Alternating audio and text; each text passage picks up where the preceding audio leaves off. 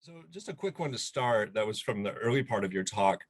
Um, what exactly did freedmen want the U.S. government to do to guarantee access to land after the Civil War? Was there ever a more detailed, plan that would have, there's obviously Sherman's plan, and there was the 40 acres and a mule, and all those kind of different things. But was there anything that actually came close to becoming law?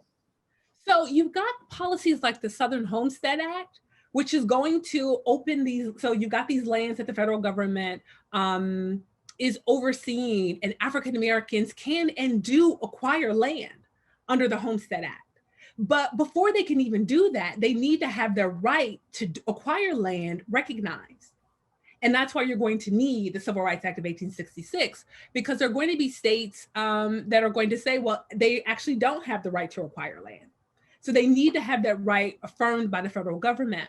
And what they want are the abandoned lands by Confederates, which they will be able to enjoy for that period of time until Johnson revokes that. But they're willing to work for land. They're willing to buy land. But what they know is that they need federal officials to make land that's available, or make the lands that they have available for African Americans to purchase, just like they had made it available for whites to purchase. So there are all of these whites who are acquiring land through the federal government. What African Americans are insisting is that they have the right to acquire some of that same land. Mm-hmm. Yeah, no, that makes sense. I think that really helps with that.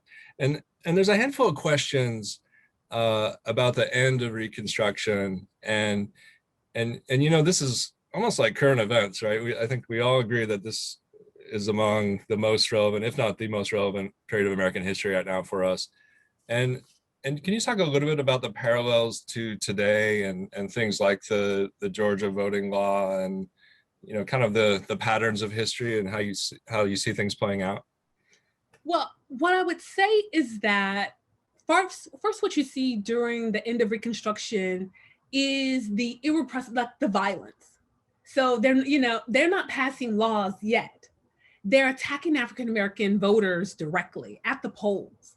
And there are well documented cases where African Americans are shot down at the polls. Politicians, lawmakers are they're stalked, they're under surveillance by the Klan, they're held hostage with their families, they're tortured for hours, they're kidnapped, they're killed. All of this is happening. But that doesn't stop African Americans from voting. And so what white Southerners know is that it's not like the killings are not going to be enough, and they kill plenty. And so after Reconstruction, what we see them do is to move to start going around the 15th Amendment. So they never violate the letter of the 15th Amendment. They violate the spirit of the 15th Amendment. And I think like Jamel Bowie has like this great op-ed in the New York Times where he actually says, during Jim Crow, Southern states never explicitly say Black people don't have the right to vote. What they do is they implement other policies like a poll tax or a literacy test or an understanding clause. Or the more egregious grandfather clause, which essentially says that if your grandfather could vote before 1867, which was with the Reconstruction Act of 1867, which insisted on universal manhood suffrage, if your grandfather could vote before 1867, then you can vote. And so what we know is that they need to sort of implement all of these policies, and they're experimenting. They're trying to figure out how to target African American voters with surgical precision, very much like you see with the voter suppression policies that we see today. Mm-hmm. So they never violate the letter of the law. They violate the spirit of the law by going around and implementing these policies. And what you see is that, poor African American men may not be able to pay the poll tax, but rich ones and landowners can. So you have to figure out, we were able to get rid of the poor ones through the poll tax, but what can we do? What do we need to do to get rid of those who can pay the poll tax? So they say, well, we need literacy tests. Well, the educated ones can read, so they can pass the literacy test. Well, that's not enough. Well, what else can we need? So you see them experimenting. And so that's what, they'll eventually come up with the grandfather clause, and they'll say, well, the grandfather clause does it. 1867, that's it. So what you see are similar policies, and you also see a lot of the same bad faith arguments and a commitment to the sort of big lie. And so there is this big lie that African Americans have reverted to savagery in freedom, and that suddenly they're attacking all of the white people. Now, one would think that the Civil War and the chaos would be this perfect period where if African Americans wanted revenge against white people, then they would have taken it then.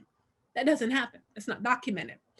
But it becomes this lie that more Americans are willing to accept, that Black people, especially Black men, are aggressive and they're targeting and they're menacing and they're hurting white people.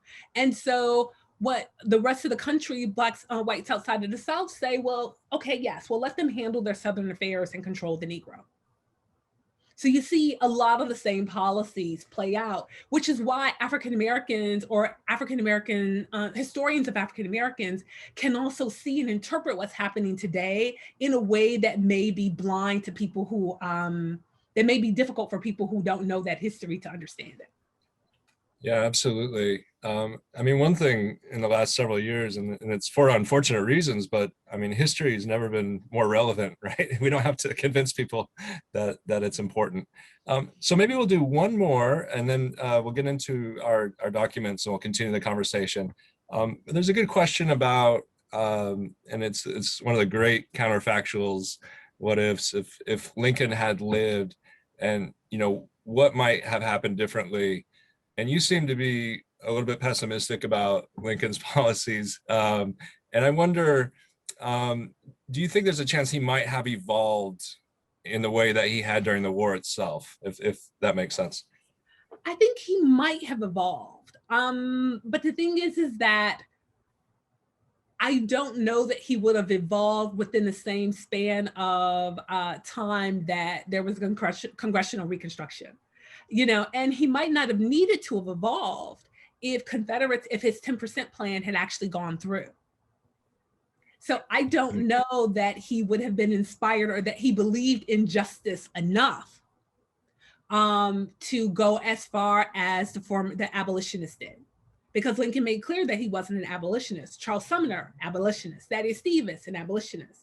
They had a much more progressive view of the world and a greater commitment to justice after slavery than Lincoln had expressed up until the time he died. He recognized that certain Black men, particularly the intelligent ones and those who had served in the military, that maybe they should get the right to vote.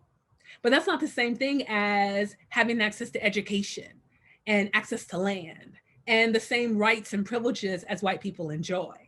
So it's not that I'm pessimistic. It's just that my resistance to counterfactual questions is that we know what happened, right?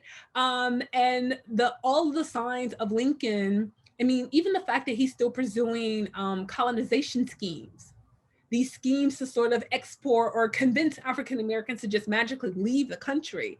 He's still pursuing colonization schemes after the Emancipation Proclamation.